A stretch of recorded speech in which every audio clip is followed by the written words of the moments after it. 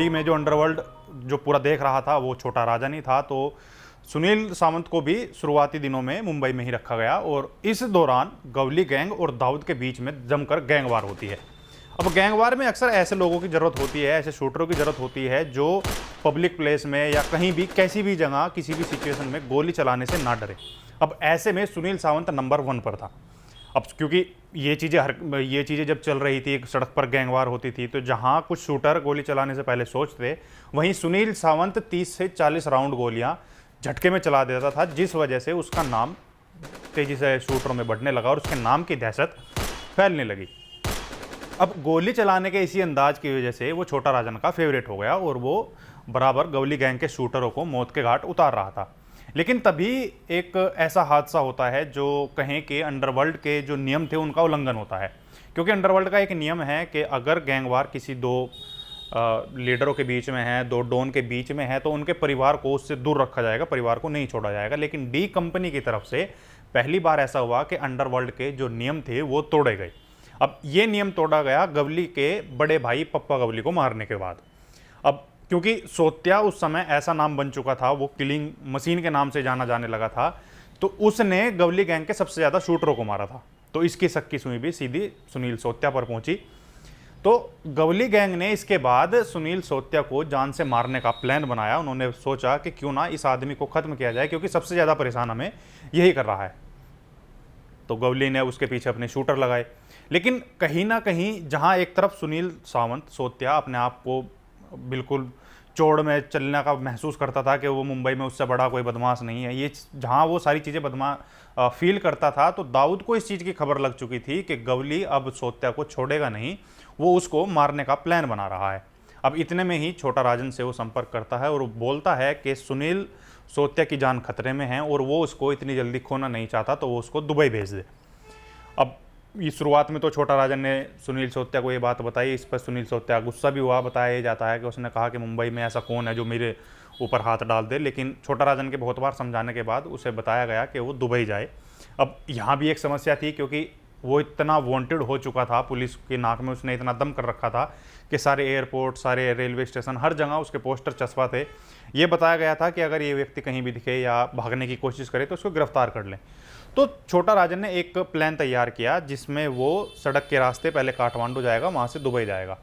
तो नेपाल होते हुए वो पहले काठमांडू कुछ दिन रुका, उसके बाद दाऊद के इशारे पर वहीं से उसने थोड़े दिन काम किया और उसके बाद उसे दुबई बुला लिया गया। अब दुबई बुलाने के बाद शायद ही डी गैंग में कोई ऐसा व्यक्ति होगा जो सीधे शरद शेट्टी से मिला, क्योंकि शरद शेट्टी इनके पूरे फाइनेंशियल ग्रुप को देखता था। पूरी जितने भी पैसे का लेन देन है, कहाँ से कितना पैसा आ रहा है, बिजनेस से कितना पैसा आ रहा है, सब कुछ शरद शेट्टी देखता था और वो अपने आप में एक बड़ी हस्ती था। तो शरद शेट्टी से इसको मिलवाया गया। अब शरद शेट्टी से मिलने का मतलब है कि उसके ओहदे में और ज़्यादा बढ़ोतरी होना। अब यहाँ जब शरद शेट्टी वहाँ उनके पास पहुँचा तो ये आपस में घुल मिल गए बहुत ज़्यादा। अब इसके बाद गवली गैंग थोड़ा गुस्से में था, क्योंकि जो सोत्या को मारना चाहता था, सोत्या फरार हो चुका था। तो उन्होंने इसके लिए दाऊद के जीजा उनको पार्कर को गोली मारकर मौत के घाट उतार दिया, जिससे दाऊद बहुत आहत हुआ। अब इसके बाद जो नियम तोड़े गए थे वो बराबर टूट रहे थे एक के बाद एक, और इनकी जो गैंगवार 80 के दशक में और 90 के दशक की जो शुरुआत थी उसमें गैंगवार बिल्कुल चरम सीमा पर था। तो इसको लेकर जब सोत्या को बताया गया कि इसका बदला लेना है, तो शुरुआती में तो इसको छोटा राजन को बताया गया दाऊद द्वारा कि भाई ऐसे ऐसे मेरे जीजा को मार दिया गया है, तुम इसका बदला क्यों नहीं ले रहे, काफ़ी दिन हो गए हैं। अब जब छोटा राजन ये बात बोल देता है कि भाई हो जाएगा, तो इसके बाद सोत्या जो है वो दाऊद से बोलता है कि छोटा राजन के बस के ये काम नहीं है, ये काम आप मुझे दो, मैं करता हूँ। तो दाऊद ने जब सोत्या को ये काम सौंपा, उसके लिए उसे मुंबई पहुँचाया गया। तो इस दौरान जे हॉस्पिटल कांड की पूरी गाथा लिखी गई और ये गाथा लिखने वाला सुनील सोत्या ही था, जिसमें सलीम कुत्ता, सुभाष सिंह ठाकुर, ब्रजेश सिंह, ये सभी लोग सारे के सारे इसमें शामिल थे। और ये उस जिन शूटरों ने पार्कर की हत्या की थी, दाऊद के जीजा की हत्या की थी, उनको जे हॉस्पिटल में मार भी देते हैं। अब ये जो कांड सोत्या ने किया था, इसके बाद से दाऊद के लिए कहीं ना कहीं छोटा राजन से ऊपर सोत्या की जगह हो गई थी और वो इसका फेवरेट बन गया था। लेकिन तभी अब क्योंकि सोत्या चालाक तो था ही, शूटर था, किलिंग मशीन अपने आप को बोलता था, और वो इस चीज़ को समझ सकता था कि अब दाऊद के लिए छोटा राजन से ज़्यादा मैं हूँ।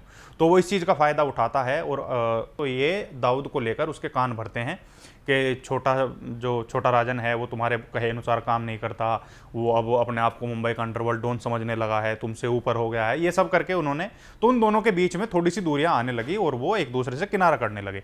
लेकिन जब उसके बाद मुंबई में हमला हुआ, मुंबई में धमाके किए गए, तो छोटा राजन ने दाऊद के साथ से अपने आप को बिल्कुल अलग कर लिया और दोनों एक दूसरे के दुश्मन हो गए। और अब छोटा राजन को ये था कि इसने बेकसूर लोगों को मारा है, तो अब ये इनके शूटरों को ढूंढ ढूंढ कर मारने लगा। अब इसी दौरान देखते ही देखते जो छोटा राजन और दाऊद की लड़ाई थी, वो कहीं ना कहीं सोत्या उसमें बीच में इंटरफेयर करता है और वो कहता है कि छोटा राजन को वो सबक सिखाएगा। तो अब ये लड़ाई दाऊद के दो टॉप शूटर, जिन पर वो सबसे ज़्यादा भरोसा करता था, एक समय में छोटा राजन पर और वर्तमान समय में सोत्या पर, तो अब ये लड़ाई इन दोनों के बीच में होनी शुरू हो गई थी। तो अब इनको लेकर बहुत सारी चीज़ें भी चली। वो इसके गैंग को मारता छोटा राजन दाऊद के गैंग के गुर्गों को मारता, दाऊद के गैंग छोटा राजन के गुर्गों को मार दे। तो छोटा राजन ने उन गुर्गों को मार गिराया जिन्होंने बम धमाकों में दाऊद का साथ दिया था। अब इसे लेकर थोड़ा सा दाऊद भी चिंता में रहा कि ऐसे कैसे कर सकता है कोई, तो उसने सोत्या को उसे मारने के लिए भेजा। हालांकि काठमांडू में उसका पता भी मिला, लेकिन जब वहाँ सोत्या ने उन पर गोलियां चलाई, सोत्या के गैंग अपना जो बंदे लेकर उस छोटा राजन के पीछे गया था, उसे लेकर जब उसने वहाँ गोलियां चलाई, तो उस हमले में छोटा राजन तो बच जाता है, लेकिन छोटा राजन के 3 खास गुर्गे उसमें मारे जाते हैं। अब इसे लेकर छोटा राजन कहीं ना कहीं आग बबूला था, तो वो चाहता था कि सबसे पहले जो दाऊद का खास है सोत्या, इसको मारा जाए। अब सोत्या दुबई में पूरी चौड़ में घूमता था, उसे पता था कि ये अपना एरिया है, यहाँ अपना इलाका है, मेरी पहचान भी अलग है, तो मुझे यहाँ कोई नहीं जानता। लेकिन छोटा राजन जो अपने 3 मेन गुर्गे गंवा चुका था, जो सोत्या जिनको मार चुका था, तो उसका बदला लेने के लिए बहुत ज़्यादा उत्सुक था। तो उसने दुबई में उसकी रैकी करनी शुरू की, उसका पीछा करना शुरू किया और अपने गुर्गों को भेजा कि ऐसे ऐसे एक कोई सोत्या है, उसको सबक सिखाना है, तो उसकी रैकी करनी शुरू करो। अब इसके बाद सोत्या का जो उन्होंने रूटीन बनाया एक कि किस समय कहाँ जाता है, किस समय कैसे निकलता है, घूमता है, तो उसी रूटीन के हिसाब से जब वो एक बार दोपहर में घूम रहा था सड़कों पर, तो वो एक पार्क में रुकता है और वहाँ आराम करता है। तभी एक गाड़ी उसके सामने आकर रुकती है, जिसमें से 3 लोग होते हैं, 3 लोग उतरते हैं और सोत्या पर अंधाधुंध गोलियाँ चलाना शुरू कर देते हैं। अब यहाँ सोत्या के साथ एक बंदा और है, जिसको सोत्या आगे करके उस अपनी जान बचाने की कोशिश करता है, वहाँ से भागता है, लेकिन उस गोलीबारी में सोत्या को भी गोली लगती है। तो सोत्या कुछ दूर जाकर ही रुक जाता है, वो आराम करने की सोचता है कि थोड़ा सा मैं उनसे आगे आ गया हूँ, अब थोड़ा रुक लूँ, उसके बाद भागूंगा। तो इसके बाद वो गाड़ी सोत्या का पीछा करती है, लेकिन यहाँ जो शूटर होते हैं जो सोत्या को मारने के लिए आए थे, उनमें एक शूटर गलती कर देता है कि वो दुबई की सड़क पे उतर के सोत्या को गोली मार देता है और उसे मौत के घाट उतार देता है। अब क्योंकि दुबई पहले से ही जाना जाता है वहाँ की पुलिस को लेकर, कानून को लेकर, तो यहाँ जो शूटर गाड़ी से उतरा था उसको पुलिस पकड़ लेती है और इस मामले में तेज़ी दिखाकर उसकी निशानदेही पर उन 2 शूटरों को भी पुलिस गिरफ्तार कर लेती है। और जो आगे की प्रक्रिया है वो हम आपको कभी जब छोटा राजन और सोत्या के बीच की हम पूरी स्टोरी बताएंगे, वो सारी बातें उसमें कवर करेंगे। लेकिन यहाँ इस कहानी में दुबई की सड़कों पर जो गैंगवार मुंबई की सड़कों से चली थी और जो दुबई में जाकर ख़त्म हुई, जहाँ सोत्या को ये लगता था कि वो अपने आप में बहुत बड़ी तोप है, वो किलिंग मशीन है, उसका दुबई में कोई कुछ नहीं बिगाड़ सकता, जो सोचता था कि वो दुबई में बिल्कुल सेफ़ है, उसने सपने में भी नहीं सोचा होगा कि कोई शूटर आएंगे और दुबई में उसको मार कर चले जाएंगे। तो इसी कहानी के साथ सोत्या का अंत होता है, जो वो किलिंग मशीन जो कभी 30-40 राउंड गोलियां ऐसे ही चला देता था, वो उस दिन बेबस खड़ा था जब उसके सामने मौत आई।